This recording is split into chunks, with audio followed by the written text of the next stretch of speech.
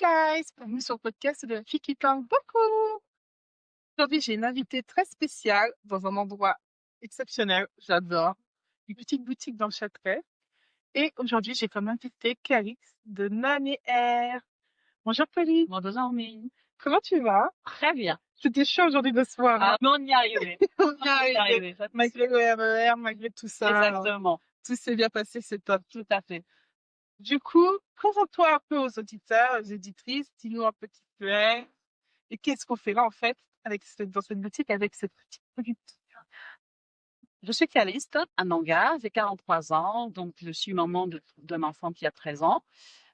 Auparavant, j'ai travaillé pendant plus de 18 ans dans le milieu bancaire. Je suis passionnée par le cheveu afro.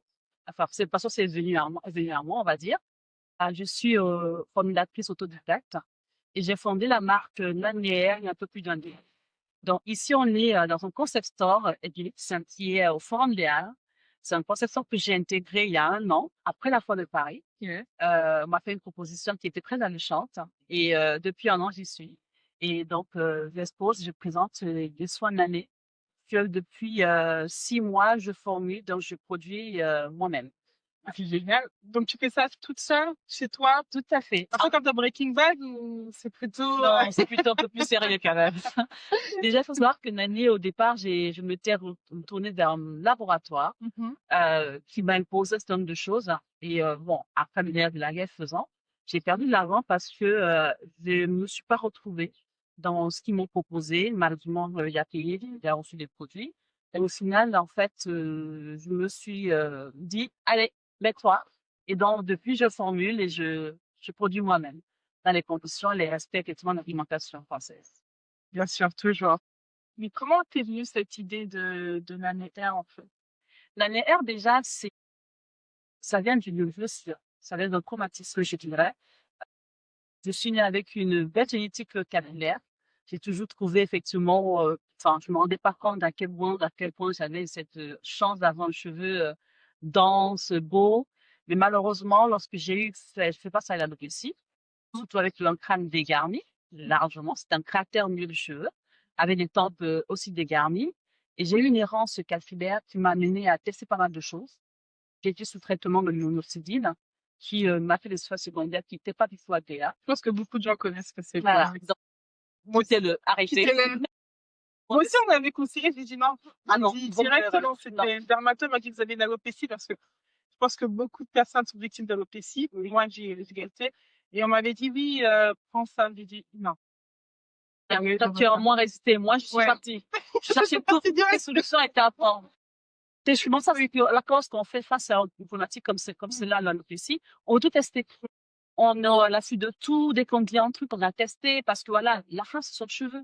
Ben oui, C'est pas tellement le fait d'avoir de la longueur, c'est le fait d'avoir un cheveu, c'est ça. de pas avoir un crâne. Moi, Voilà. je sais que quand j'avais mon alopécie, je me sentais tellement moins femme, ouais. Je me sentais tellement la féminité? moins, c'est d'avoir un espèce de trou en plus au milieu du crâne. Voilà. C'est là, tu sais même pas comment te coiffer, tu peux pas faire du chignon. Enfin, pour moi, c'était vraiment, vraiment compliqué. Je peux te comprendre parce que je suis passée par là. Et donc, ce qui était pour moi, ce qui a été, on va dire, un traumatisme, j'en ai fait une force, je pense, parce que ça m'a amené à me poser des questions sur moi. Parce que lorsqu'on n'arrive pas à sortir de la maison, on pleure parce qu'on a des cheveux, on a moins de cheveux sur la tête, de l'extérieur, vous trouvez que c'est dramatique. Oh, là, faites là. Mais lorsque vous avez votre identité, votre perception de vous-même qui est touchée, vous vous posez la question justement, est-ce que je représente, est-ce que c'est Dieu qui me représente, est-ce que je suis mes cheveux? Mais au-delà de tout, je me suis rendu compte que tout est éphémère, ça on le dit, et rien n'est acquis. Ça, c'est vrai. Rien n'est acquis. Donc, ce qui fait que l'année, en fait, m'a ramené à une ressource, on va dire, une ressource qui a été très bénéfique puisque je me suis retournée vers les recettes de grand-mère. Il faut savoir que je suis de Cameroun. Voilà. Je suis de Cameroun. J'avais en fait ma grand-mère maternelle que j'ai pas connue les autres grands-parents. Et quand on partait au village, on partait chaque année pendant un mois chez la grand-mère. Pas d'électricité, pas d'eau, pas de commodité, à l'ancienne. Le village. Un village. On s'éclairait par la claire de lune. On en pleurait. Enfin, au départ, quand on allait chez la grand-mère, mais c'était les plus beaux souvenirs de notre enfance. mes cousins, mes frères et moi, qu'on en parle avec ces beaucoup de Toujours comme nostalgie. ça, au début, on est là, mais Voilà. qu'est-ce qu'on fait là? Et ensuite, après, on se dit, Mais c'était pas c'était génial. génial, en fait. C'est ça qu'on dit, si jeunesse savait et si vieillesse pouvait, ça a tout son sens avec le Mm. quand on prend de l'âge. Et donc, en fait, j'ai vu ma grand-mère, on partait, on n'avait pas de médicaments. Ouais. T'as le palu, la grand-mère a une plante pour le palu. T'as une blessure, un bobo, la grand-mère a la plante qu'il faut. T'as mal au ventre, il y a la plante qu'il faut. T'as les pommes de cheveux, parce que j'ai une cousine qui est née avec beaucoup de pommes de cheveux, avec de la, je sais pas si de la teigne, en tout cas des micros sur les cheveux. La grand-mère le traitait avec des plantes. Donc, c'est une sorte de prise de conscience. Tu dis, mais elle traitait les gens avec ça. Et pourquoi, effectivement, je ne peux pas trouver une solution à travers ce que je voyais faire? Et donc, c'était ainsi ainsi qu'en fait, je me suis tournée vers le savoir-faire ancestral. Et ce qui fait que je veux dire que pour moi, je vais peut-être anticiper quelque chose. L'année, pour moi, c'est les soins ancestralement modernes. C'est bien Voilà, dit ça. c'est ce que je veux faire de l'année. Ramener dans la modernité de l'ancien. Exactement. C'est ça, faire ce mélange-là. Et c'est vrai que c'est quelque chose qu'on n'a pas forcément, en fait, et qui nous manque, en fait, parce qu'on est là avec, on cherche toujours la nouveauté. On est toujours, oui, la technologie, la pointe, mais en fait, on se rend compte, en fait, avec ce retour en arrière, et je pense que c'est depuis le Covid que finalement, oui, le naturel, ce qui était précédé, ce qu'on utilisait précédemment, ça marchait très, très bien. Tout à fait. Parce que tu vois, je prends un exemple. Quand tu regardes la plupart des grandes familles, on va dire françaises, on est en France, quand tu vois leur histoire, ils ont pris ce que les grands-parents, les parents faisaient, et ils ont révolutionné, ils ont innové. Exact. Mais quand vous voyez effectivement qu'on a, excusez-moi de dire cela, des Indiens ou des Asiatiques qui viennent en Afrique, prennent le savoir-faire, ajoutent 2 ou 3 trucs et nous le revendent. Alors que nous, on le fait, on le maîtrise, on le vit, on le sait.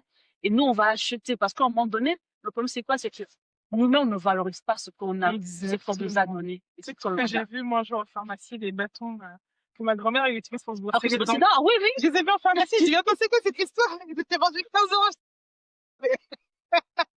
C'est un exemple parlant, en fait. C'est des bâtons, en fait, où, du coup, tu utilises pour te brosser les dents, qui sont hyper naturels, pour avoir des dents blanches, fortes, etc. Voilà, ça déteint, ça nettoie, c'est vraiment très, très bien. Et là, j'ai vu en pharmacie, mais tu donnes des codes de commerce qui vendent ça comme un truc naturel, oui, tu prends ton bâton, machin, etc. C'est vrai qu'il n'y a pas de valorisation. Il n'y a pas de C'est après, valorisation. quand les autres valorisent, on se dit, ah ouais, mais nous aussi, on aurait dû le faire, en fait. Non, il n'y a pas de valorisation. C'est qu'il y a un peu dommage. Tu sais, en fait, pour revenir, puisqu'on est dans une boutique qui parle quand même de notre culture, quand tu regardes, quand tu vas en Afrique, moi, au Cameroun, il n'y a quasiment pas de musée. Il n'y a quasiment pas de musée. Après, moi, les musées, j'ai un petit contentieux parce que tout est en Europe. Et après, ça sera un autre sujet. Au-delà, en fait, je dis, en fait, par rapport aux cheveux, c'est pour dire que on n'a pas besoin d'avoir une richesse culturelle qui soit matérielle, qu'elle soit valorisée. Au-delà de ça, on a une richesse dans la connaissance parce que nos grands-mères, nos grands-parents transmettent par la parole et par le geste. Et je veux dire un truc, je sais pas si tu connais la citation sénégalaise qui dit « Le jour que les lions auront leur historien, l'histoire de chasse ne chante... attends, c'est pas ça, c'est le jour où les lions auront leur historien. Voilà, tant que les lions n'auront pas leur historien, l'histoire de chasse ne sera qu'à la gloire du chasseur. » C'est exactement, c'est ça. Faut dire que tant que nous-mêmes, on va pas valoriser, écrire, et comment dire, valoriser, améliorer, révolutionner notre savoir, d'autres viendront le faire à notre place, en fait, et ils vont se l'approprier. Parce qu'à un moment donné, si moi, je suis pas la seule à être née en Afrique, à avoir vu une grand-mère qui, on a vu une grand-mère faite, transformée, valoriser, si je ne l'écris pas à travers les soins d'année, quelqu'un viendra le faire à ma place, il va considérer Yves Rochaud, va nous vendre un produit qui est à nous. Un exemple très simple, tu sais ce que c'est que le batania? Non, dis-moi. Ben, le batania, aujourd'hui, on s'est vendu que la crème de batania, c'est de l'huile de palme, en fait. Sauf que, en fait, le batania, quand vous mettez dans un packaging ça, vous mettez huile de palme, personne ne va regarder. Et dès lors qu'une personne vient venir avec la peau blanche, excusez-moi de le dire, va vendre un produit que nous avons de manière culturelle chez nous, qu'on consomme de manière banale, ça devient un incroyable. Le yoga. Je parle vraiment du yoga parce que pour moi, c'est tellement criant. Le yoga, c'est une religion asiatique, oui. qui va même jusqu'au Moyen-Orient. Au Moyen-Orient, c'est en Asie aussi. Mais et on en a fait un produit européen, dénué de tout sens, et du coup vendu comme de rajeunissement, le bien-être, mais sans la profondeur. En fait. Et c'est ça qui coince un peu. On dirait que bah, alors, du coup, on va revenir sur ton business. Oui, Parce que du coup, ton business, toi, ta stratégie, elle est un peu spéciale. c'est vrai. C'est elle est un peu spéciale. Ta stratégie, c'est le bouche à oreille. Oui, T'as décidé de faire du bouche à oreille et ça marche. j'en suis satisfaite. Ça marche. Raconte-moi un peu ta stratégie. En fait, ces stratégies, à la base, c'est par manque d'argent au départ. On va pas se leurrer. On va pas se leurrer. En fait, à un moment donné, on se dit, qu'est-ce que j'ai et qu'est-ce que je n'ai pas et Mhm. comment aller avoir ce que je n'ai pas. Voilà, comment toucher du doigt ce que je veux avoir. Et je me suis dit à un moment donné, dans ce que je veux quelque chose d'authentique. Je veux quelque chose qui a un sens. Et je veux surtout pas vendre un soin. Je veux vendre, en fait, une transmission. De valoriser, en fait, un savoir-faire. Ce qui s'est passé, c'est quoi? C'est que aujourd'hui, on a des best-sellers qui se font en un temps record parce qu'il y a eu du marketing, tout le monde a parlé. Et maintenant, ça s'essouffle comme un gâteau. Ouais. Et le but pour moi, c'est que l'année perdue. Et la manière dont je choisis, au final, c'est que par conviction, on achète une année. Et on revient acheter une année par conviction et par C'est un recommandation. peu la stratégie du lièvre de la tortue. En fait. Tu vas Exactement. vraiment doucement, tu vas vraiment chercher les clients les vrais et tout ça, que du coup, Exactement. pour ensuite, Il est fidélisé et eux, ils m'amènent d'autres clients. En fait, ça a plus de valeur, ça a plus de sens. Comme en fait la communauté est petite et grandit au fur et à mesure, ça me permet aussi de mieux travailler mes soins, et de être à comprendre les l'écoute, demandes. voilà, des demandes. Et aussi, parce que ce qui peut marcher sur moi, peut ne pas marcher sur l'autre. Enfin, pour moi, ça marche sur moi et pas sur l'autre. Qu'est-ce qui fait que l'autre est différent à moi? Et comment je vais trouver le moyen de pouvoir répondre aux besoins de l'autre? Et ça, C'est vrai, pour moi, ça fait c'est vrai.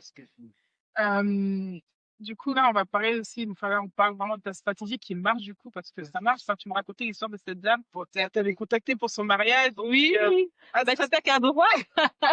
Coucou, comment s'est passé ton mariage? En fait, on était, Raconte-moi un peu cette histoire, parce que franchement, je suis partie, en fait, au marché Ubuntu, à Lille. Oui. On était au marché Ubuntu à Lille, en tout cas.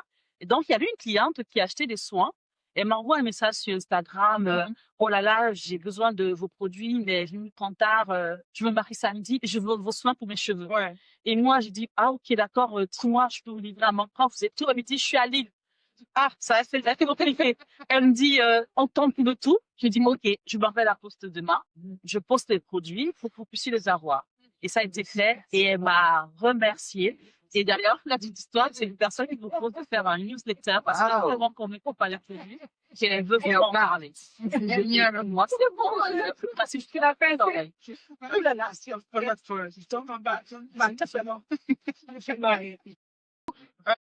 on parle du coup de business, du côté entrepreneur, de la PNPA. Une femme et entrepreneur et avoir des enfants. C'est dur, hein? Oui, ça l'est. Il faut dire que, comme je dis, je suis divorcée et j'avais ma fille en garde alternée jusqu'en 2022. Elle est entrée en 6e pour des raisons familiales. En fait, elle est chez son papa et je leur un week-end sur 2. Et étant donné que je me séparais de mon ex-mari, elle avait 2 ans et demi, et quand ma fille, entre guillemets, est partie, puisque même si elle n'est pas, moi physiquement, elle est là dans le cœur, le fait de ne pas la voir, je me suis dit, c'est le moment de pouvoir, en fait, faire quelque chose parce que j'ai le temps de le faire. Ouais.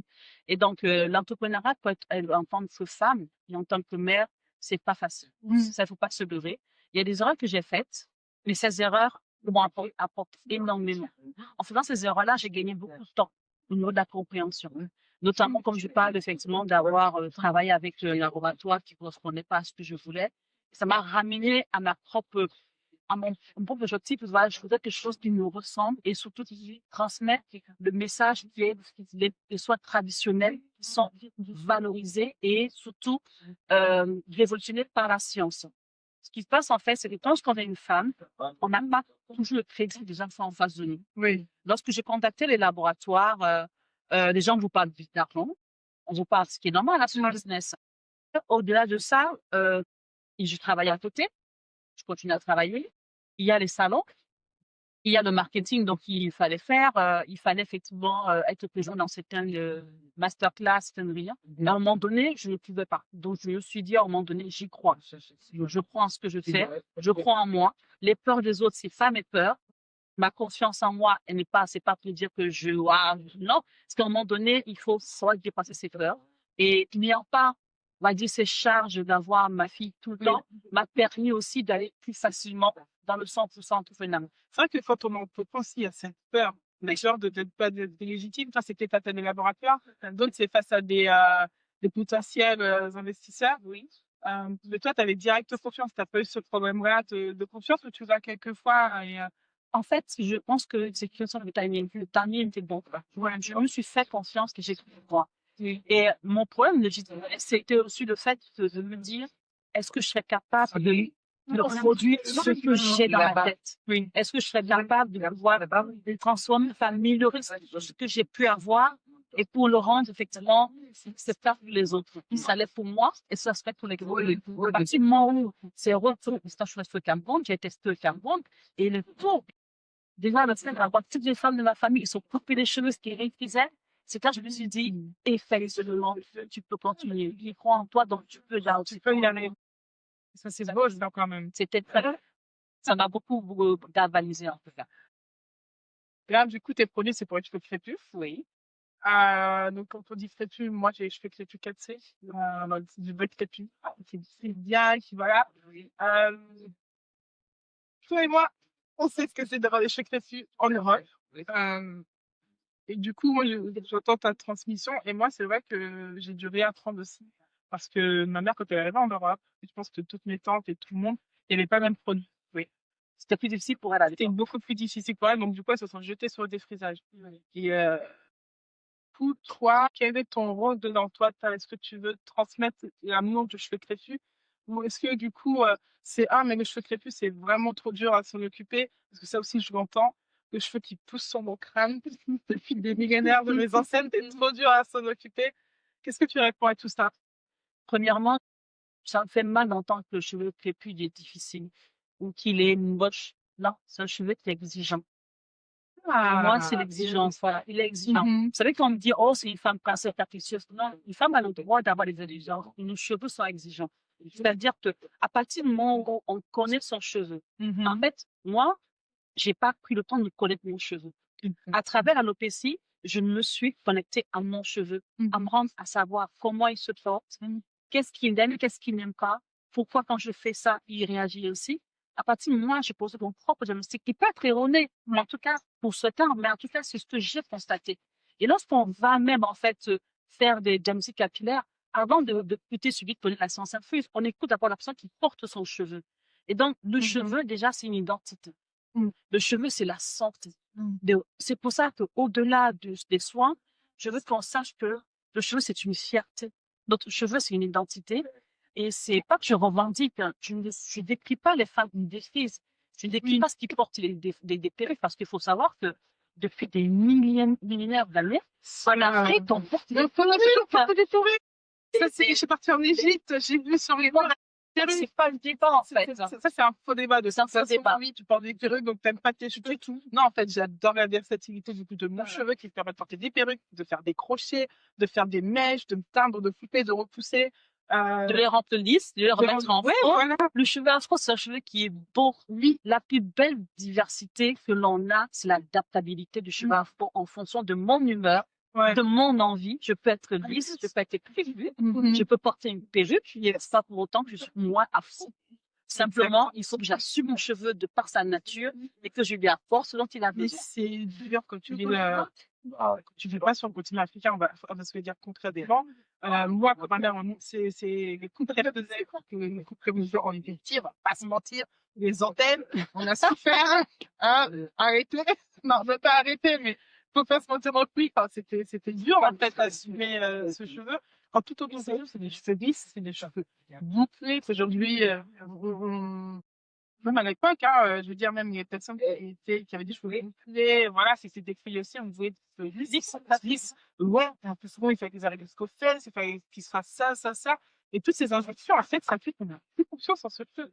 Moi, j'ai réappris à reconnaître mon cheveu vraiment, c'était en 2011, 2012, quand j'avais 25 ans, quoi, j'ai lavé mes cheveux, j'ai essayé, je fais plus. Même là, c'était une révolution, hein. Personne n'a compris pourquoi j'ai fait ça. Et, les personnes qui m'ont plus écrit, du coup, c'était des personnes de ma communauté. C'est ça le pire, en fait. En fait, on a déjà un problème, c'est qu'on ne sait pas s'auto-féliciter, Oui. on va dire, complimenter. Mhm. Déjà, nos enfants, déjà quand on voit un enfant, oh ton cheveu, oh là là, le cheveu est difficile. Bien que le terme est négatif, lorsque tu poses ton enfant, ah, ce cheveu, et l'enfant, il a une identité. Et tu sais, je me souviens là, d'une anecdote. Blue Ivy, quand elle était petite, Beyoncé a décidé de laisser pousser ses cheveux. Et je sais pas si tu te souviens des polémiques de... Ça m'a suivi. T'avais pas suivi? Non. On lui disait que si le cheveu n'était pas peigné, qu'elle était sauvage. En fait, ça me fait le droit de ce qu'on veut dire, en fait, aujourd'hui. C'est que, au-delà de tout, le cheveu afro, crépus, comme vous l'appelez, comme on veut, il a sa diversité. Chacun a sa diversité, il a sa beauté, sa particularité. C'est comme si vous demandez, parce qu'on est du même zigote, on est des jumeaux, on est sur une seule zigote. Chacun est différent. Et ce qui est important, c'est que cette différence doit déjà être un signe de beauté d'identité. Et là, en fait, ce qui se passe, c'est que, moi, je suis née en 81, ou à l'époque, en fait, je ne sais pas souvenir, les dessins animés, c'était toujours avec des poupées, des gens avec la police des cheveux lisses, ou bien au niveau des packaging, des frisants, des enfants à la police, les Cosby Show avec les jeunes filles noires avec la police. Tout, c'était le liste qui était bon. Yes. Il n'y avait pas d'orientation qui nous montrait que ton cheveu, il est bon. Et même autour de nous, même si on nous a appris à nous latter, à faire le shampoing, mais on nous expliquait pas ce que ça valait, ce que ça représentait d'avoir ce cheveu. Et aujourd'hui, avec la première vague des tapis qui ont révolutionné cette voilà, à un moment donné, là, c'est notre identité. Par contre, c'était extrémiste, il faut reconnaître. Oui, aussi, oui. Voilà, c'est extrémiste. Aujourd'hui, en fait, il faut déjà qu'on comprenne que le cheveu, c'est une identité. Et si tu n'assumes pas ton cheveu, tu n'assumes pas ton identité. C'est pas pour autant que je ne sais pas d'où tu viens. Mais c'est parce que tu estimes que ta place par rapport aux autres, elle n'est pas parce que tu ne leur ressembles pas. Non. La différence, c'est une force. Donc, du coup, pour moi, en fait, moi, je ne ferai plus, je changerai quoi. J'ai l'air que je lève. Je passe juste mes mains, comme ça, je sens juste les frisottis, je suis là, oh, yes, j'aime et tout. Et juste réapprendre à aimer son cheveu crépus, je pense que c'est aussi se réapproprier une identité. Tout à fait. C'est aussi se réapproprier une identité. Enfin, moi, je kiffe. Moi, Néo Défrisant, de toute façon, comme disaient les Américains, c'est du crack. C'est fini pour moi, en tout cas, c'est qu'ils se délise. Il n'y a pas de souci. Même quand je me risque les cheveux, Je me dirais, est-ce que je me ferais le risque? C'est ça. En fait, c'est ça aussi. ce risque, en fait, est beaucoup trop élevé par rapport au... Voilà, c'est ça. Ouais, il faut appuyer très l'histoire, et puis je me souviens surtout des moments où ça me brûlait la peau. C'est une catastrophe. Le déprisage, ceux qui se déprisent, se déprisent, ceux qui se déprisent pas, mais en tout cas, quand je vois qu'il y a d'autres processus pour les cancers, des fibromes. Comme je dis, à titre personnel, j'ai ma sœur qui a eu 2 cancers. C'est quelque chose qui nous est tombé dessus. Ça ne pas, pas vraiment. Et là, voir, je me rappelle quand elle a coupé ses cheveux, alors que parfois, ça mes cheveux pour rapide, je me suis éclipsée pour pleurer. Parce que ma sœur a toujours eu de beaux cheveux. En fait, dans notre famille, je ne sais pas qui dans mon entourage, dans l'ami d'enfance, on est réputé une famille qui a de beaux cheveux, on a de beaux cheveux. Et avoir ma sœur qui n'a pas de cheveux, qui a surtout sans cheveux, je n'ai pas encore vécu avec lui, hein. Je n'ai pas encore traversé cette étape-là. Ouais. Mais je me suis dit, waouh, effectivement, il y a c'est là que tu consommes sa maladie. Voilà. Donc, au-delà de ça, c'est vraiment quelque chose de vivre tendu et qui a fait en sorte une année un peu de sens, en fait. Donc, j'ai une année j'ai combat. Quel est le produit phare de Chanel? Le produit qu'ils ont remis là? Le produit phare, bon, après, c'est la brume. Voilà, c'est là. Voilà. L'hydra brume, en fait, c'est le problème, la problématique quotidienne. Ah, mes cheveux sont secs. Après, effectivement, l'extrait du cheveu, parfois, ça vient aussi de ce que ce qu'on boit, c'est d'eau. L'alimentation joue aussi sur le cheveu. Ouais. Le cheveu, c'est vivant. Le cheveu, en fait, il parle de ce que notre peau, notre corps lui renvoie. À défaut d'avoir justement d'aller voir un médecin déjà pour comprendre s'il n'y a pas une carence, s'il n'y a pas un problème de santé, il faut effectivement déjà se rendre compte que est-ce que j'ai un cheveu naturellement sec? Est-ce que c'est dû à une saison, à un changement hormonal, à une partie de la manière de Donc, en fait, ce qui se passe, c'est que la brume, en fait, je l'ai créée pour pouvoir permettre aux personnes d'avoir justement un cheveu qui a un peu plus d'hydratation. En fait, voilà. L'hydra brume, en fait, je l'ai fait à base d'eau distillée. D'accord. justement pour éviter tout ce qui est calcaire, à base d'eau de riz. L'eau de riz, en fait, c'est un petit peu de cheveux. Oui. Le romarin pour la pousse, la levade, c'est l'état et la protéine de riz, justement pour apporter justement le côté actif qu'il faut toujours, en fait. Et ça, parler avec les plantes, avec les plantes, dans la nature, il y a des poisons, comment ça va mélanger les plantes. Et le côté scientifique, actif, qui a apporté la solution justement pérenne pour le problème. C'est génial. C'est bon et tout, tu vois. Des masques protéinées. Voilà, il y a des visites, c'est un petit peu en fait. Et comme solution. Pour Voilà, pour la petite histoire, en fait, je disais, ma grand-mère, en fait, il y avait une cousine qui est née avec peu de cheveux durs. Ça, tous les cheveux poussés. Ta dernière, s'il te plaît. Ta dernière, la le PC, en fait, ma grand-mère, en fait, voilà, souvent, c'était une cuisine avec des flanches. Il y avait de mycoses de chevelu qui empêchait la pousse des cheveux. Et après, elle appliquait justement l'huile de baniste noire, pas raffinée, mais qui sentait très, très fort. Voilà. Et à un moment donné, je me suis dit, ah, je peux pas faire ça parce que voilà, il y a le travail, qu'est-ce que je fais?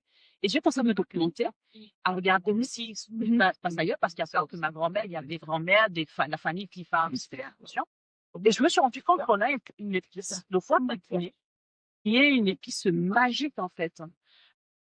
C'est une épice, en fait, qui est 2 fois plus puissante que le girofle. Voilà. Donc, à l'intérieur, je vais mettre du poivre du Guinée, mais j'ai un rapport sur le poivre de l'huile de girofle et le romarin. Donc, à l'intérieur aussi, il y a c'est la noisette, peut-être hydratant, qui permet effectivement de défecter la chute de cheveux, parce que l'huile au sérum, c'est pas que c'est le cheveu. Voilà. On peut mettre un actif pour pouvoir permettre le cheveu d'être sanctifié, mais les meilleurs actifs, les actifs, que ce soit aqueux, lotion aqueuse, et le sérum, la petite huile va venir fortifier le cheveu. D'accord. C'est une vraie chimiste, en fait. J'ai appris. Et le plaisir, elle me disait, t'es vraie chimiste, j'ai dit Breaking Bad, t'imagines bien, tu vois. En fait, c'est justement l'expérience, en fait, en testant, quand tu as la bonne combinaison, finalement.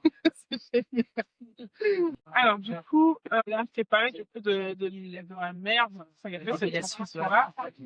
Pourquoi, du coup, il n'y a plus cette transmission-là? Enfin, je veux dire, j'ai pas l'impression que je transmets moins l'amour que je veux, que ce soit ici ou en Afrique, c'est moins la et moins comment s'entretenir quand ce soit la peau et les cheveux. Il y a moins cette transmission. Je lui ai dit, en fait, on a parlé sur un boutique. Du coup, il y a du monde, c'est pour ça. Désolée pour les bruits.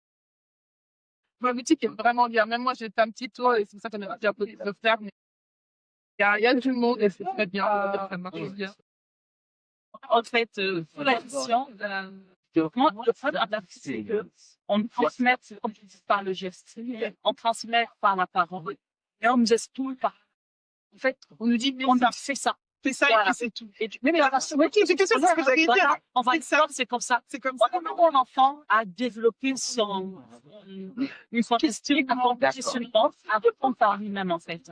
Et ce qui fait qu'aujourd'hui, je souhaite justement, à travers une autre prise de conscience, qu'on aille dans la l'éducation. Qu'on ne soit pas dans je te le dis ce qu'il faut faire.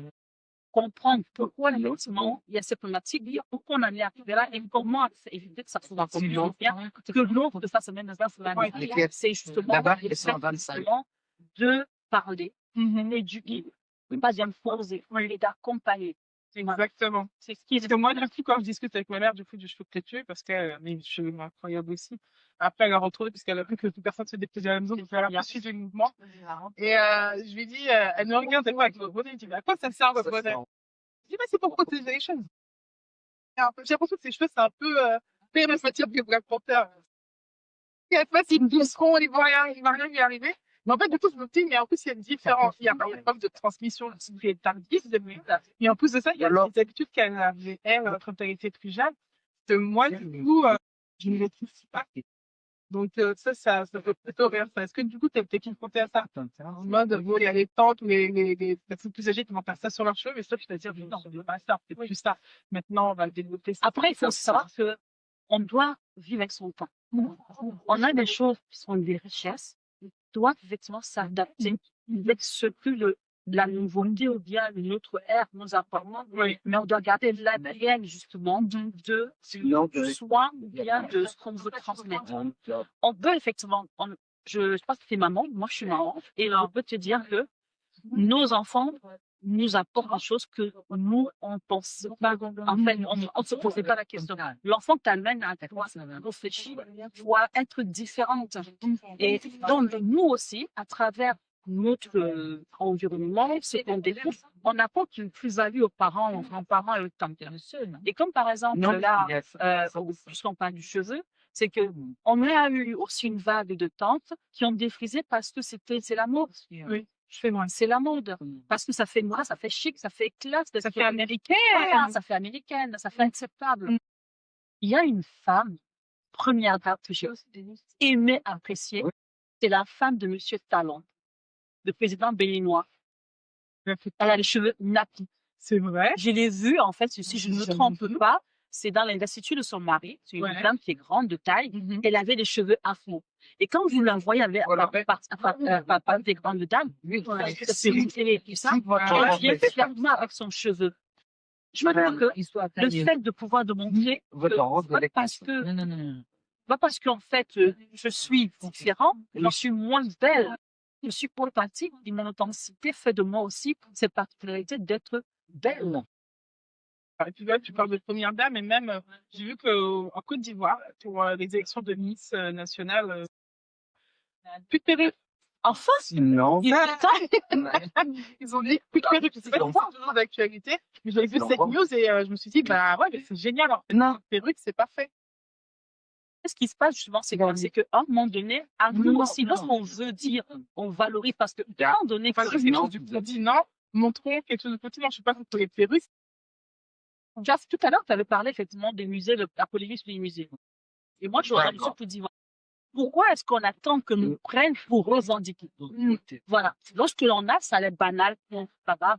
Mais lorsqu'on l'a et que quelqu'un le fasse, on préfère aller prendre ce qui nous parle ailleurs. Vous voyez, aujourd'hui, Balenciaga va aller prendre nos aspirations africaines, va nous le vendre, on va l'acheter à des milliers de cents. Moi, je pense que comme ça, vous avez des créateurs, des designers qui font des trucs comme ces mains par des Africains, mais quand il m'a payé, il va l'acheter la même marque, parce que bon, même la même tenue, parce que ça s'appelle Balenciaga ou Prada, moins cher.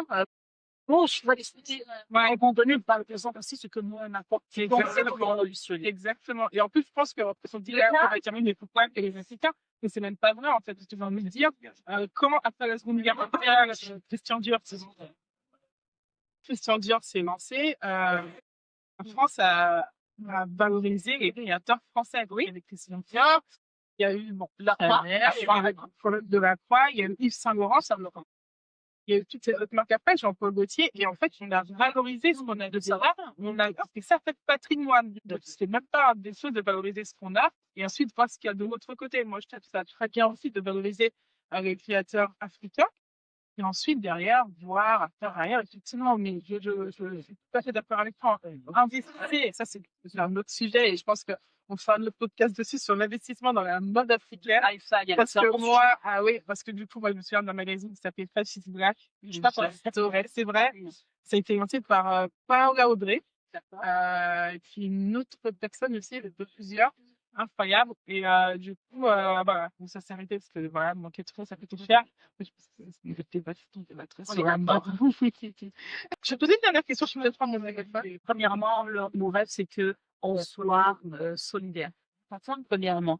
Important. Encore, voilà. Il faut soutenir les créateurs africains. Il faut savoir que la communauté qui est consommatrice enrichit énormément des entreprises européennes, internationales, qui prétendent vendre nos valeurs, sauf qu'ils ne connaissent pas. Voilà. Donc, ils prennent une personne qui nous ressemble, ils mettent devant, et la valeur, il n'y a pas d'âme, en fait. Moi, je ne prétends pas, à travers une année, rapporter une âme, mais je veux prendre une prise de conscience. C'est-à-dire que je nous permets d'être dans le monde, la porte-parole et savoir-faire de nos grands-mères qu'on va moderniser. Ça peut être aussi la vôtre. Si vous avez des types de grand-mère que vous voulez que je puisse effectivement peut-être avoir révolutionné ou bien améliorer, je suis preneuse. Le but, c'est que l'année soit la guerre de chaque grand-mère. Et à travers ça, la cosmétique, même la beauté en général, en fait, qu'on s'inspire de nous, pas dire que je nous divers, qui s'inspire de nous, mais qu'on s'inspire vraiment de nous.